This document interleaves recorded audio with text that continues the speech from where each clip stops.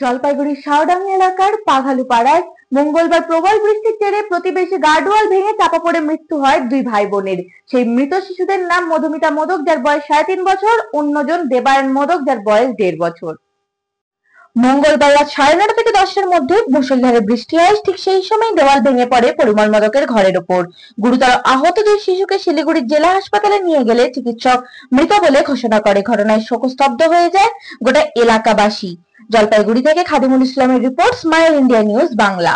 মর্মান্তিক ঘটনা, আমার বাড়ি পাঘালুপাড়া, আমার বাড়ির পাশেই ঘটনা, যেটা দেখলাম রাত আনুমানিক 9:30 থেকে 10টার মধ্যেই বাড়ির পাশে যে প্রাচীর দেওয়ার ছিল, প্রাচীরের পাশেই আরেকটা বাড়ি ছিল, সেই বাড়ির ওই ওয়াল মানে প্রাচীর ভেঙে পড়ে ঘরের উপর ভেঙে পড়ে এবং ঘরের দুটি বাচ্চা ঘুমন্ত অবস্থায় ছিল, তাদের উপর পড়ে যাওয়ার পরে মর্মান্তিকভাবে খুবই দুঃখজনক ঘটনা যে বাচ্চা দুটোই মারা যায়।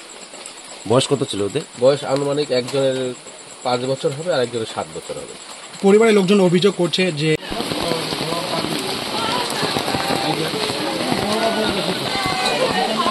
এই অনুষ্ঠানটি নিবেদন করছেন Indralekha Hajmi, Indralekha Chatpata mango, city light digital production, ইন্ডিগোদা বুটিক। আপনার খবর, আপনার বিষয়।